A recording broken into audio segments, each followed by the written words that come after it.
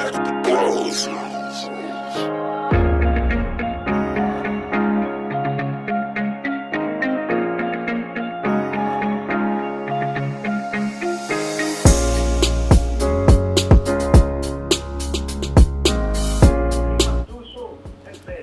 I'm Rehilwe Mooketsi. I'm here today shadowing Rehilwe. I think I chose her because of the narrative she sets up, and I don't know, her leadership in the music sector. So yeah, she's kind of the kind of person that I look up to. And okay, so far we've done TV production. I was with her this morning. We did that, and now we're at Metro FM. She's doing her afternoon drive show, and it's been great spending the day with her. Her advices, and I think she's also shifted some perspective for me, how I see things, how I see the industry, and probably the new future too. And thank you. Hey guys, I'm Rehilwe and I'm here with Rehilwe, who has been shadowing me all of today. So we're just gonna have a bit of a chat, just to chat about the program, and also, we spent some time together today. So some of the things that she gained. So we're going to interview each other, just FYI. Okay. So, BASA actually connected the two of us. So, props to them and some of the programs that they're doing.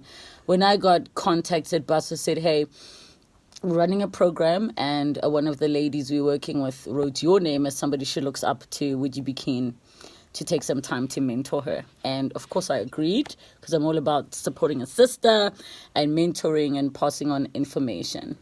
Yeah. See, that's my side. What's your side? So I think as a student, I'm interested in policy in the South African popular music sector. So I think accountability and lack of a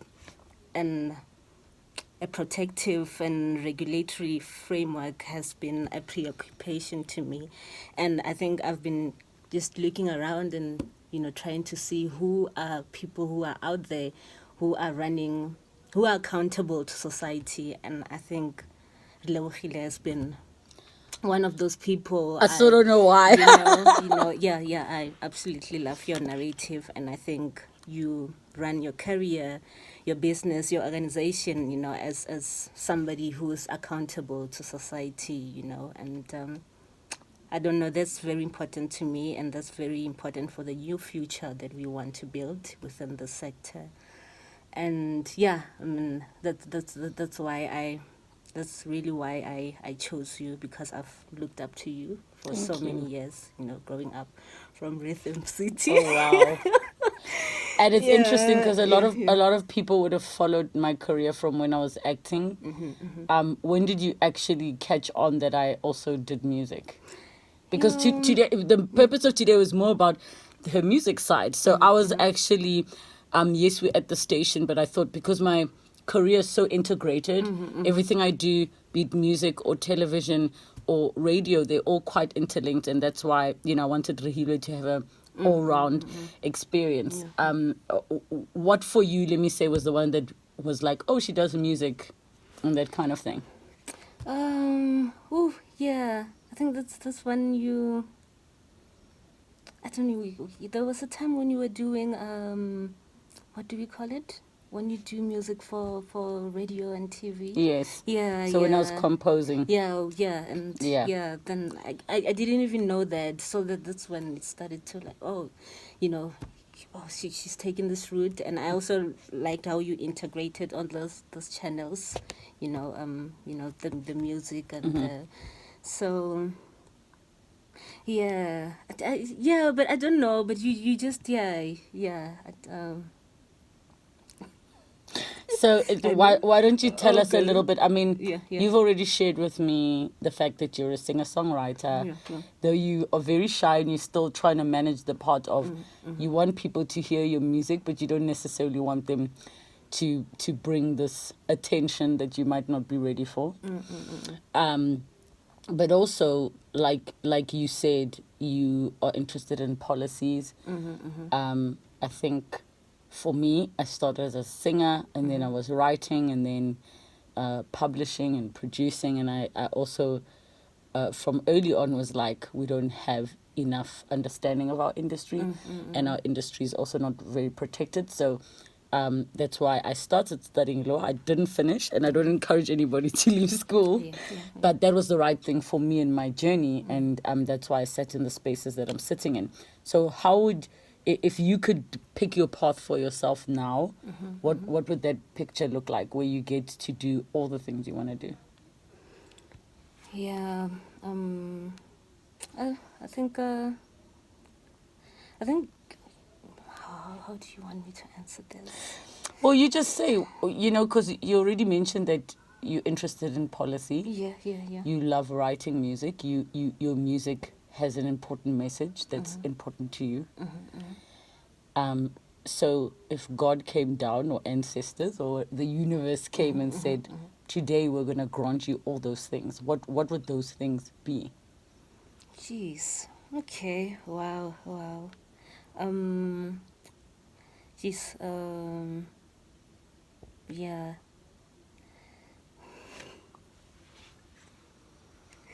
Okay. Yeah. I think I definitely want to have an organization that does research and development, particularly focusing on the popular music sector, the local popular music sector. Yeah, and I think that would be a space that can inform other alternative ways of how we can participate, in the industry within a confinement of dignity. That was so nicely said, a confinement of dignity. Yeah, and so I think then linking that with my career as a singer-songwriter, that would provide a safe space, and I think space is so important. Like the space that you provided with me today was a safe space, and a space to access information. I mean, I know so much that I didn't know earlier, and other perspectives too. And that's that. So what would you say your top 3 highlights for today, or anything that's notable? Oh, my top 3 highlights today, besides meeting you. Wow, thank you. Oh my gosh, yeah, wow. Yeah, you're a very great Thank you. leadership, and yeah. Also meeting Zasha. Yes. So Zasha's a singer, and a songwriter and a live performer, but she also happens to work here at Metro. So we have multi-talented people in the building. Yeah. That's meeting Zasha, and yeah, I think also you just how you kind of help me understand that we're not in control of everything. We can be in control, but to a certain point, and I just shouldn't fight myself of a lot, or fight with how things are supposed to. Let the universe, intervene where it has to, and that has been important to me because I've been thinking about that concept, and I think for me, what's important, I can already sense you have certain spiritual gifts. I don't know if you're aware of it or not. Okay. And hence, when I was describing to you, about getting past the anxiety of being doing anything in public, which means you're vulnerable to criticism, to hate, but you also are open to love. And I think the important lesson that I learned is that this is not my gift. I'm just a tool. Yes. I'm a carrier. So when I make it not about me, I'm able to take a step back and remember how important the work I do is on the different mediums. And you've put that so. Yeah, I think for me, really, because I also can be a shy, extroverted person. Yes, when I'm around people I'm comfortable with, I mean, you've heard us talking absolute trash the whole day and, having a good time. But at my core, I'm quite, I get energy from my solitude and from connecting spiritually and connecting with parts of myself. But I constantly have to remember, if ever I'm like, oh, I want to quit, this thing is getting too hard, I'm like, why are you here? This is not your gift. How would I feel if God, for example, took away my voice? What would I do then? So those are just some of the thoughts that I try to share with people. Then it makes it worth it. Yeah. Wow. Jeez. And she also got to meet Sam today, Samkelo something Soweto. Yeah. Ooh. Is there anything else that you were surprised to learn today? Yeah, I guess yeah,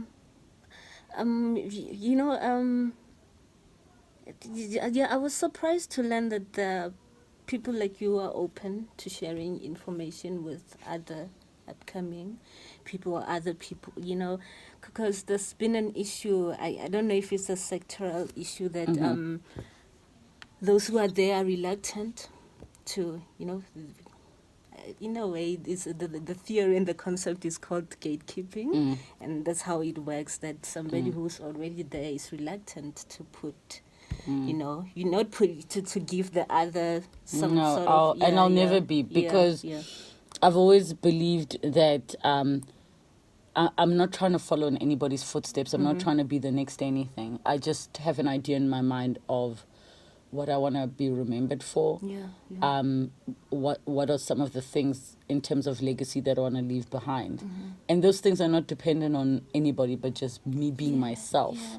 So me gatekeeping, like, what does that do for anything or for anyone? Then it is a disservice to my purpose being here. I am blessed and gifted because I can share it.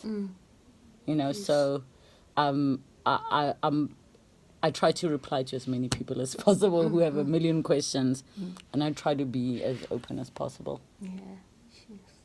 Thank you so much for choosing me. I'm very honored that you think I'm a leader who, in the music space, sometimes I'm also just a little girl who needs her mommy. And so it's very humbling to hear of anybody who can say, oh, I followed what you did and this inspired me, because I'm just like, I'm the same little girl who just wanted to sing or be on stage. You're way more than that. Thank you so much. Thank you. What do you hope for your future? What do I hope for my future? I'm hoping to get my degree next year, and become that very, I don't know, also maybe become a leader in the sector, that other young women maybe who come from provinces that I come from, maybe who come from places of disparity, maybe they can look up to, they can access me as much as I could be able to access you, and, but really just come up with more innovative and alternative ways of presenting ourselves and our art to the sector. So there are two things I want to share with everyone, and with Rehilwe's permission, of course. The first one is she was initially unable to finish her studies because of funds, which is the plight of many young people. I hope you are comfortable enough to share some words of wisdom in terms of what did that teach you? What did that experience, do for you? Because you didn't give up. You didn't just go home and sit and do nothing. Yeah. I guess, sometimes when they say you need to turn a disadvantage into an opportunity. And for some reason, I never thought that music and, songwriting is going to be the thing that's going to bail me out of my school debts and, the issues I was going through. So, yeah, I dropped out in 2017 and I went home. And then I decided to approach one primary school and ask them to deliver a guitar tutorial and songwriting program after school and teach kids. And I didn't even have a pricing strategy how I was gonna charge the school. I was also scared to say I'm charging you, because I didn't want them to say no, we're not ready for that.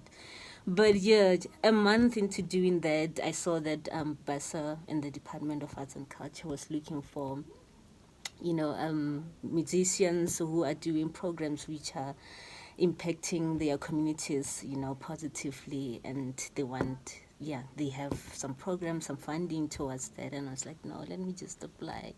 And they took me in, and I got the first funding was like 10,000 rands. Yeah, it was okay, was enough also to provide me with food. And we need to eat. It's just that I didn't.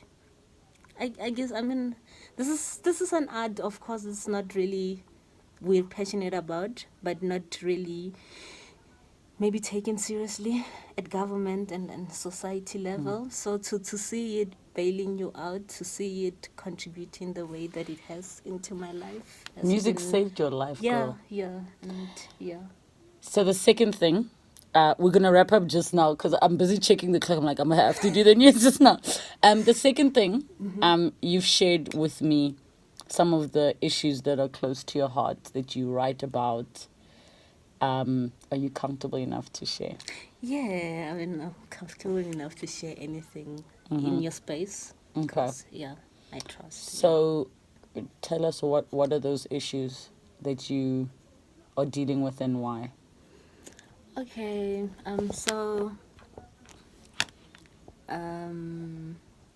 geez. My baby sister was one of those people who were born more like out. And so we used to, Maya Muligation, people would call her Zaza and Sasa.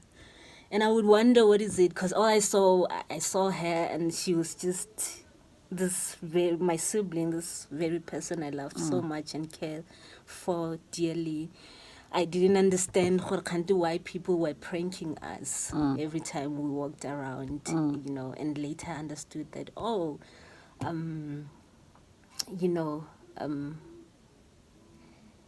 she's queer, and but why were people pranking on us? I don't know, the pain was just so instilled.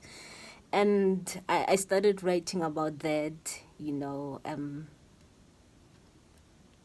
I started writing about that, and I also wanted to experiment with the lifestyle to understand. So I just became more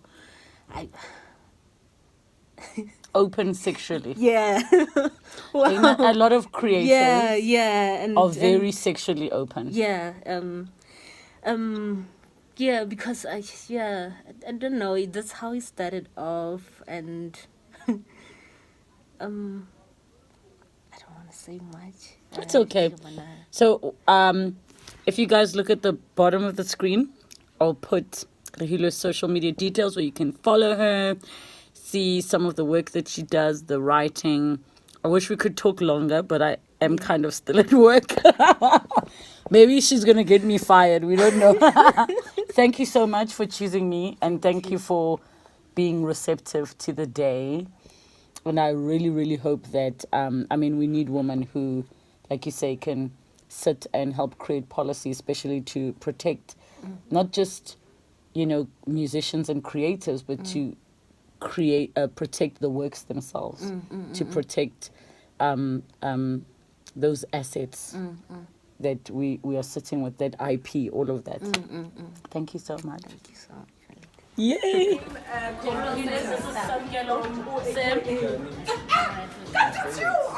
This is the shy lady I was telling you about. She's not shy. She's just So her music has particular messaging about queer issues. I think that's part of the reason you're uncomfortable. But this is one of the shyest performers I've ever worked with. But I even got him to move on the stage, something he doesn't like doing. Because we had such a beautiful set. I was like, don't insult me by not using my set, because he wanted to be like this. But he had a beautiful stage. the best show I've ever had. Yes, they think it's like some computerized effect and whatnot. So now you can see it is an actual individual. Any words of advice? You need to do it. Yeah. Yeah, you need to do it regardless. You need to do it. Just buckle down and do it. See what happens. Start with the people you trust, I guess. It's time to go. Sorry, we got a show. Sure. So she can see, because this is my show.